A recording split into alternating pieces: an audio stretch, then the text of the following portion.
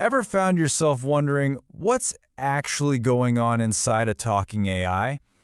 From a little toy that chats back all the way up to these massive systems that big companies use.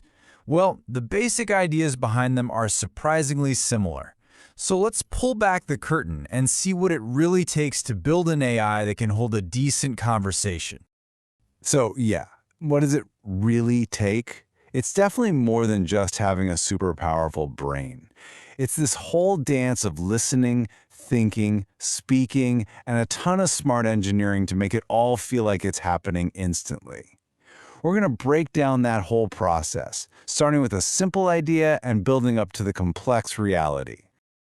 All right, to get our heads around this, let's start with something fun, something you can actually picture. Forget about abstract servers in the cloud for a minute. Let's look at a real-world project that mixes hardware and local AI to create a little conversational robot you could literally build yourself. And here it is. Meet the PiDog. This is a super cool open source project that runs a completely offline voice chatbot on a tiny computer, a Raspberry Pi. Now, what's so great about the PiDog is that it's basically a perfect miniature model for understanding the fundamental building blocks of any voice AI system, no matter how big or small. And the goal here is pretty straightforward. It's all about creating a hands-free robot that feels interactive and alive. But the most important phrase here, real time. Because that's the entire challenge of voice AI. Making the back and forth feel natural, without any of those awkward, clunky pauses. Okay, so how does the PiDog, or really any voice AI, pull this off? We can break it all down into a simple three-part process. The easiest way to think about it is like the ears, brain, and mouth of a digital mind. It works like this. First, the ears listen to you and turn your speech into written text. That's called speech-to-text, or STT. Then, the brain, which is a large language model, or LLM, takes that text, figures out what you meant, and comes up with a response. And finally, the mouth takes that written response and turns it back into audible speech using text-to-speech, or TTS. Listen, think, speak. That's the core of it, right there. And what's awesome about the PiDog project is that it builds this whole pipeline using tools that are open source and easy to get. For its ears, it uses a tool called Vosk. For its brain, it uses Ollama to run a language model right there on the device. And for its mouth, it uses a text-to-speech engine called Piper. Each piece is totally modular, so you could swap them out if you wanted to. Okay, so we've got the basic parts, but you can't just slap them together and call it a day. The next huge hurdle is making the conversation actually feel right. And believe it or not, that all comes down to timing. We've all been there, right? You ask your voice assistant a question, and then you get that long, awkward silence before it even starts talking. That delay, that latency, is what shatters the illusion and makes the whole thing feel robotic. So how do we fix that? Well, in the industry, there's a magic number.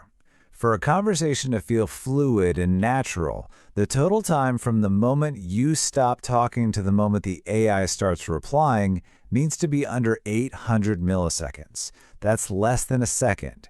Any longer, and our brains start to notice the lag. That's an incredibly short window to run that whole listen, think, speak pipeline. The secret to hitting that target starts with something called turn detection. This is just the process of figuring out the exact moment you've finished your thought, so the AI knows it's its turn to jump in.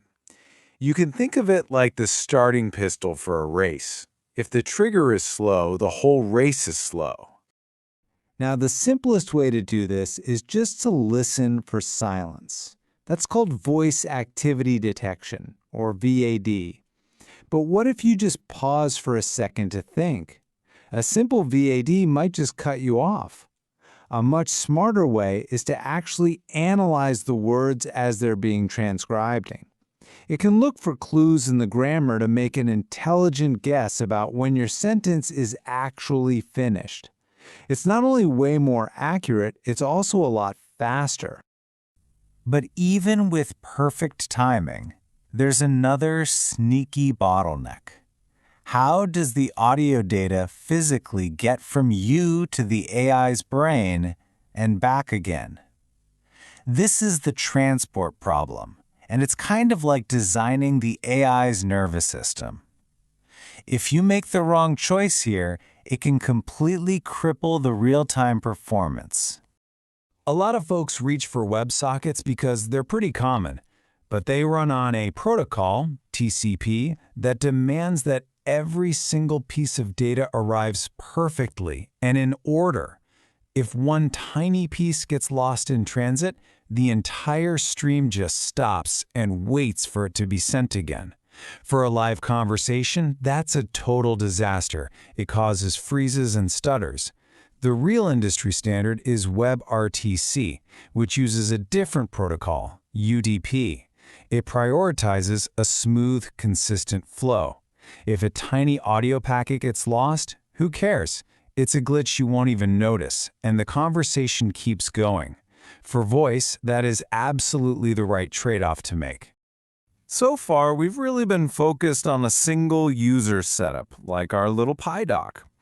But what happens when you need to handle hundreds or even thousands of conversations at the exact same time? This is where we have to scale up the AI's brain, the engine that's actually running that language model. So on one end of the spectrum, you've got tools like Ollama, the same one the PiDog uses. It is absolutely fantastic for local development, for building a prototype right on your laptop.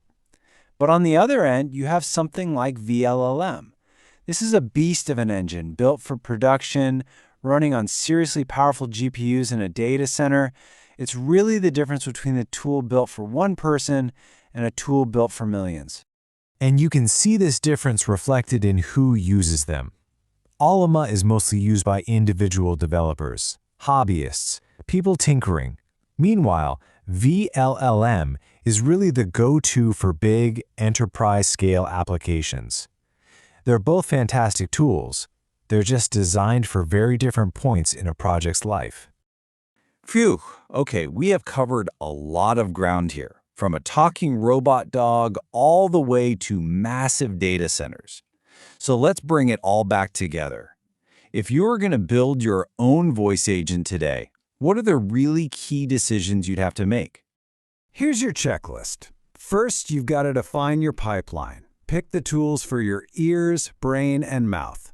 Second, you have to tackle latency. Use smart turn detection to keep the conversation flowing naturally. Third, choose the right transport protocol, that AI nervous system, which, for live chat, should be WebRTC. And finally, pick an engine that actually matches your goal, whether that's just building a quick prototype with Ollama or launching a global service with VLLM. And really, the big takeaway is this. The building blocks for creating conversational AI are more accessible right now than they have ever been. An AI brain can live inside a toy on your desk, or it can be scaled across a global network to serve millions of people. So the only question left is, what are you going to build with it?